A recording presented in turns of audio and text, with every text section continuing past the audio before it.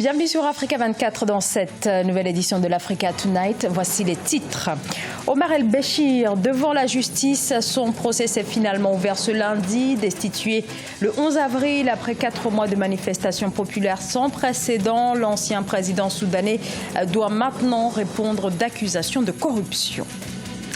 La croissance africaine fragilisée par la guerre commerciale entre les États-Unis et la Chine. La Banque africaine de développement annonce une baisse probable de ses prévisions en cas d'escalade des conflits économiques mondiaux. Puis les ambitions du Niger quant à sa production pétrolière. Le pays souhaite franchir le cap des 500 000 barils à l'horizon 2030.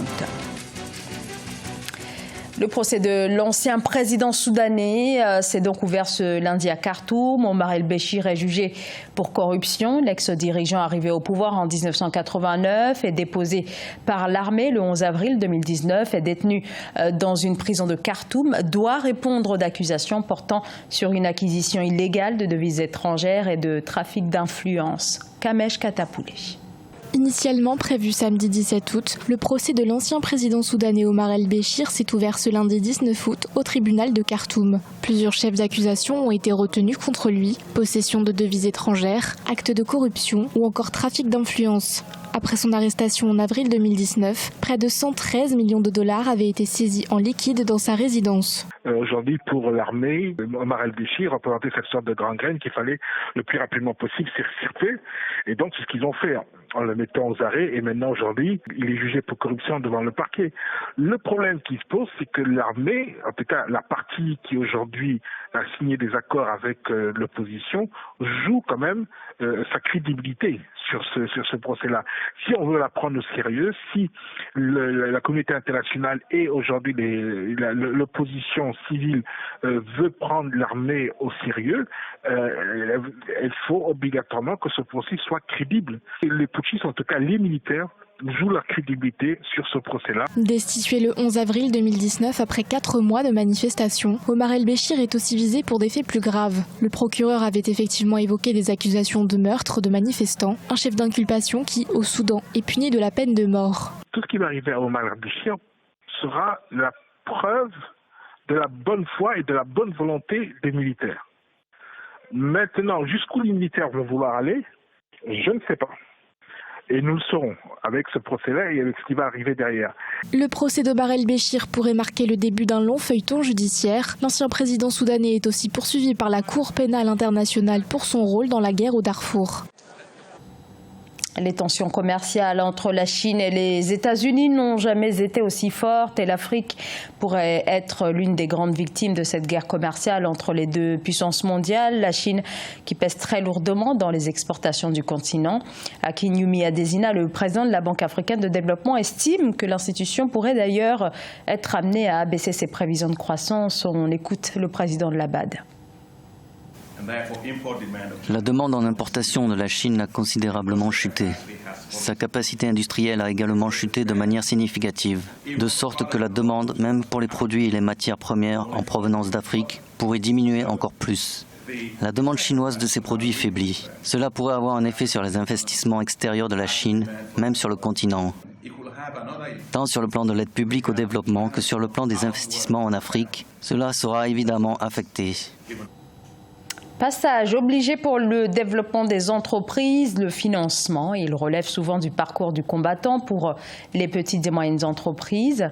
Au Mali, malgré leur importance dans le tissu économique, elles demeurent en grande difficulté. Trop risqué de miser dans ce type de société, considèrent les investisseurs. Et c'est précisément pour contrer cette problématique qu'intervient la Banque africaine de développement à travers une ligne de crédit de près de 20 milliards de francs CFA. Amenedji.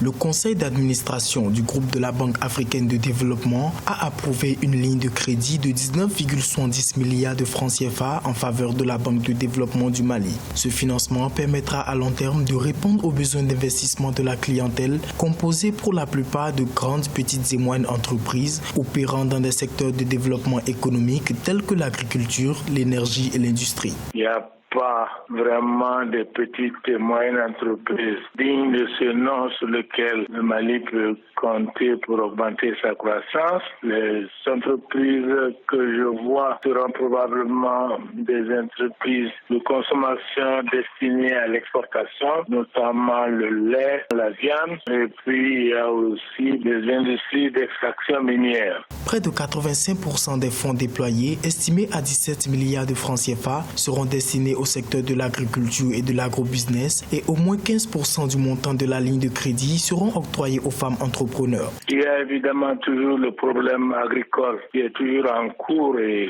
je pense qu'une partie de l'argent sera injectée dans l'agriculture. Je pense que s'il y a une demande de financement, c'est simplement pour augmenter l'échelle de production de ces différentes entreprises. L'appui financier à la Banque de développement du Mali rejoint les 5 priorités déclinées par la Banque africaine de développement, à savoir l'accès pour l'Afrique et ses populations à l'électricité, l'autosuffisance alimentaire, l'industrialisation et l'amélioration du cadre et de la qualité de vie.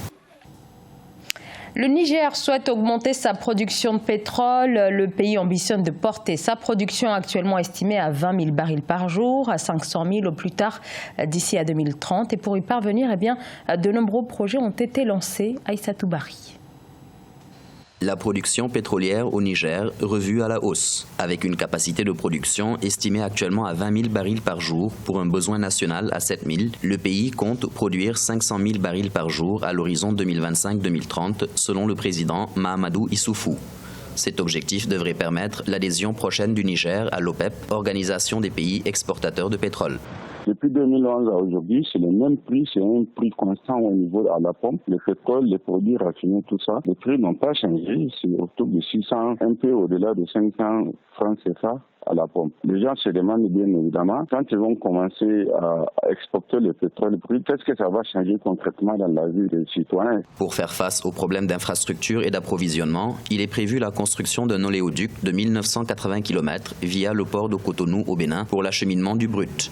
Aussi, la construction d'un pipeline multiproduit de 1076 km à la frontière du Burkina Faso, devant traverser les grands centres de consommation à l'intérieur du Niger, est en phase de projet.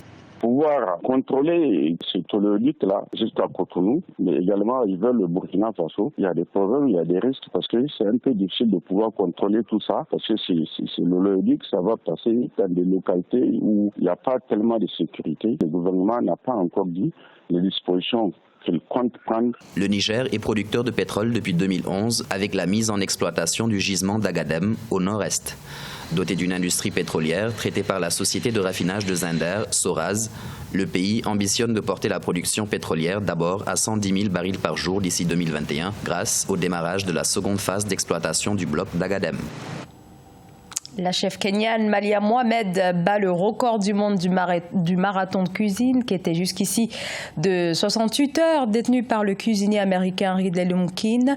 Un record largement battu avec 75 heures de cuisine non-stop, 400 plats préparés, des plats locaux et d'ailleurs. Et voici la réaction de la chef Malia Mohamed, très émue à l'issue de cette aventure.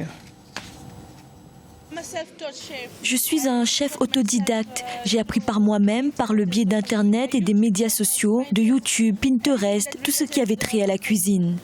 Aux jeunes, si vous avez du talent, si vous cuisinez, si vous êtes persévérant, vous devez être implacable, car personne ne peut se battre pour votre rêve si ce n'est vous-même. Ce journal a été réalisé par l'ensemble de la rédaction. Merci de votre fidélité. Dans un instant, une nouvelle édition de l'actualité sur Africa 24.